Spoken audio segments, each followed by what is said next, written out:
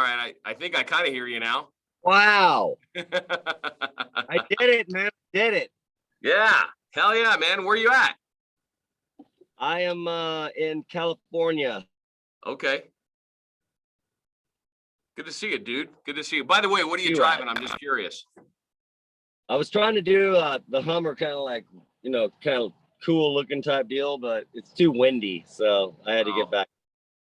So I'll just shut her on down. Plus, it needs a walk. Yeah. Hey, by the way, great show here in Reno a few weeks back, Wes. Looks and sounds like you haven't missed a beat in quite a while. I'm curious, man, what's your favorite city to do a show in? Kansas City, Missouri. I thought that was going to be the answer. I didn't know if there were, sometimes I grew up in San Antonio, Texas, and I spent 25 years there, and now I'm 23 years here on the West Coast. And sometimes it's a great place to go and visit, but I don't know that I would want to live there anymore because there's, ex-girlfriends and bad habits and, crazy stuff that you do in your youth. That doesn't happen in Kansas City, or do you come in there, kick ass, take names, and get the hell out of Dodge? That's what I usually do everywhere. Yeah. Fortunately, I got a great family behind me, so I stick around for a couple days and then go back on tour and go in studios and just keep doing the rotational jam. That's cool, and I want to get to all that. It's no secret that you've been the subject of controversy over the course of career, much like a lot of rock stars, right? I mean, I'm interested to know, what do you do these days to try and rise above the BS? I mean, do you have a coach or somebody with you on the road to, try and keep things in line and, keep you on a narrow path so you don't get caught up in the boredom and the monotony of waiting on sound checks and being in foreign cities and, what goes along with that? Yeah, you got to be able to just say, I'll see it. Yeah, of course, man. I'm in a car wash right now. I'm getting heckled right now. Yeah, I can bounce, man. You just got to let things go and forget about them, Yeah. So Dave, Matt, and Michael have been with you since about 2014, something like that?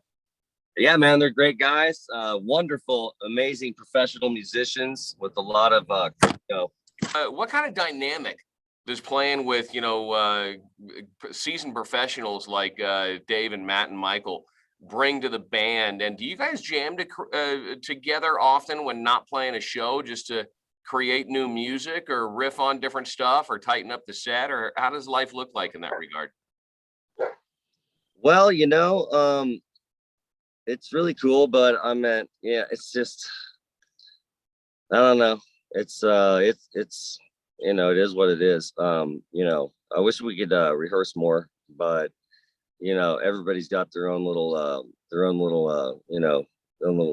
gigs going on all the time. So, it doesn't always work out so great, but we all get down and jam. I think we're going to jam tomorrow. So that's kind of cool.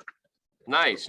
So, speaking of new music, Welcome to Galvania was the last time we spoke, and it was released just prior to the pandemic, pretty much shutting the entire world down. What's in store for later this year, maybe 2023, from a new music perspective from you and Puddle of Mudd? The record is basically pretty much done. I just got to polish it a little bit up and revise a couple of things. And I did a lot of work with Doug Ardito and Christian Stone that used to be playing with me and stuff like that. And they had basically saved a bunch of songs that were recorded, and I'm really happy about it. It was a little funky, but I'm glad that it was put into a musical vault, so it takes a lot of weight off my shoulders. Yeah, no doubt, man. Looking back at some of your biggest hits, like Blurry and She Hates Me and Control, and was there something that makes those stand out as unique as far as who you worked with to write the songs, structure the songs, produce the music, that only happened on those songs? Or were they all just lightning captured in a bottle? Or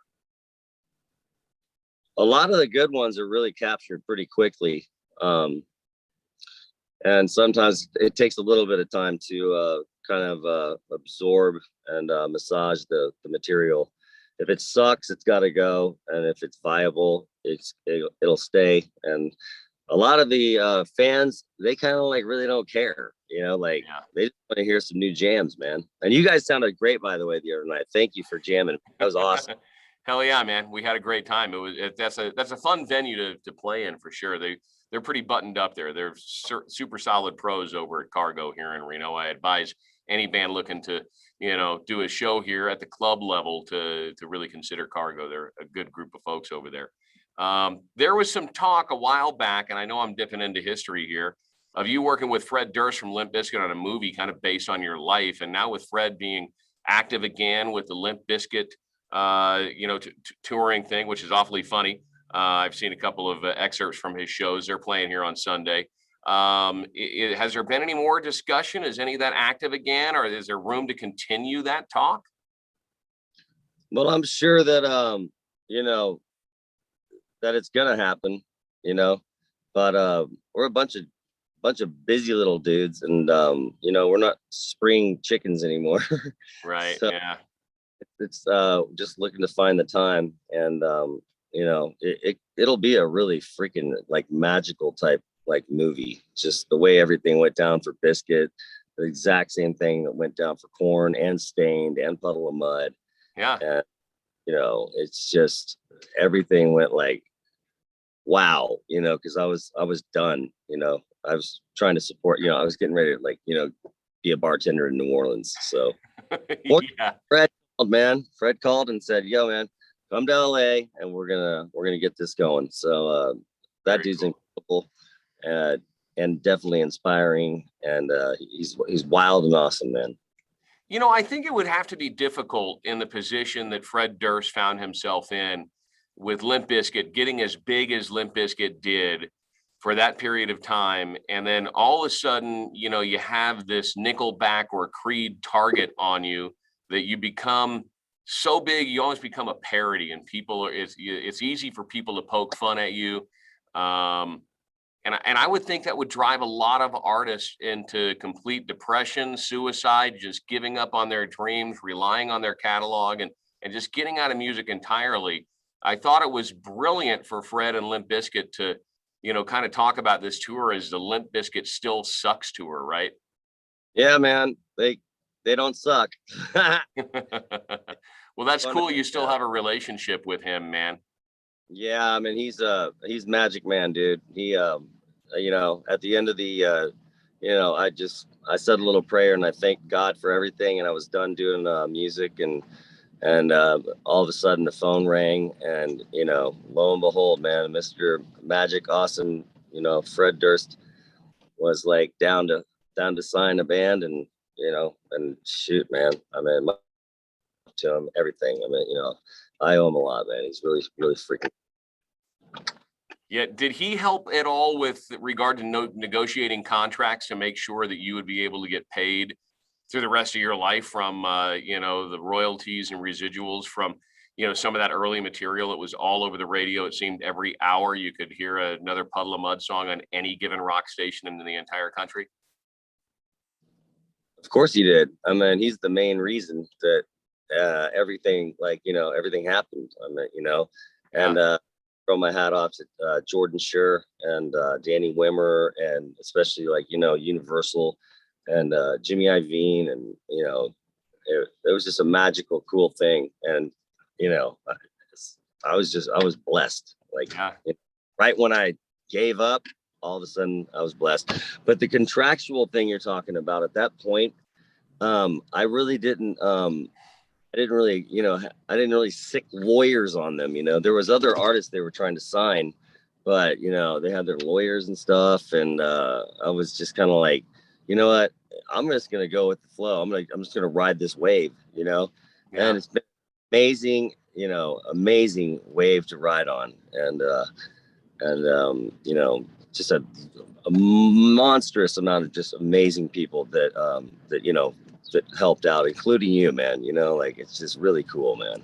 Well, I've always been a big fan, Wes. We've been big supporters here in Reno of you and your craft and your art. And unfortunately, and you know this, I'm not telling you anything new. A lot of baby bands, you know, they get chewed up in that machine. You know, they get so caught up with getting the label deal that they sell their souls, and then they bust their ass out on the road for 3 to 5 years. They might have a couple of hit singles and they've got nothing to show for it, man. They're broke. They still owe everybody money. So you are definitely blessed to not be in that situation. I'm curious, everybody sees, you know, the stardom, the rock star up on stage, the lavish lifestyle that people think rock stars always live. But if you could pull back the curtain a little bit and tell me, what is a typical week in the life of Wes Scantlin look like when you're not on the road, you're not in the studio, you're not actively working on new material? What does a week or a day look like for you, man? Basically, I mean, I love writing music so much that it just engulfs my entire life. And you know, my mom came downstairs in the basement. I couldn't play Eddie Van Halen solos. I couldn't play Eddie Van Halen at all because he's freaking, God rest his soul, but the dude is just amazing, miraculous person. And my mom said, you know what, you know, just write your own songs, man. You know, you get pretty good at it, man. You know, Yeah. you really do. Yeah, so sometimes there's a formula. I would imagine it might be difficult on occasion to break that mold and, you know, and get out of the formula, do something that challenges the song a little bit, but doesn't stray too far away to keep it interesting. Yeah. Yeah. You know, just if it's inspiring to you as a songwriter when you're writing the songs, you know, and it just seems really freaking cool, you know, just go with it, you know. Yeah. Well, I'm excited to hear what's coming next from you for sure, man. Looking back at, you know, your seemingly fast rise to fame, and I know it wasn't all that fast for you, but to the outside world, to the industry, all of a sudden, hey, it's this new band, Puddle of Mudd. They've got a great song with Control, and then boom, you're headlining all these big festivals. If you had it all to do over again, what's one mistake you absolutely wouldn't make again, or a piece of advice you could pass along to a younger band like the guys in Split Persona that opened the show here in Reno, that you would say, hey, be wary of this. This is a pitfall that I see a lot of bands fall into. Don't do this. Well, you know, don't bite the hand that feeds you. You know, don't get a little too buzzed and start talking about somebody that you you know, that was your mentor and you know guided you and stuff. That was that was ridiculously stupid. Yeah. Yeah, but you know, it's cool. You know, everybody like says a couple things every once in a while. And the other thing, I mean, you know, I shouldn't have ever gotten married, man. You know. Yeah, I think it'd be difficult to have a life on the road and also try and, you know, handle a marriage, especially when kids are thrown into the mix. And yeah, but that's got to be brutal. That's got to be brutal. Never get married ever. Well, I'm sorry you had a bad experience with that. I got lucky and found one of the unicorns. They're waiting to have a spot open where they can study her for future generations, I think. I'm very, very happy you got lucky, man. Sometimes, but you know, in other areas, you know, it goes well. So yeah. Well, I love you, brother. It was so great to be able to hang out and share the stage with you. You sounded fantastic. I can't wait to hear more new material. Wes, you know, keep on keeping on. And I hope to see you back here in Reno very, very soon. Okay, man? Yeah, man. Reno rocks, dude. It does. Thank you. Thank you. We appreciate that. High five. High five. All right. We'll see you soon, man. Take care.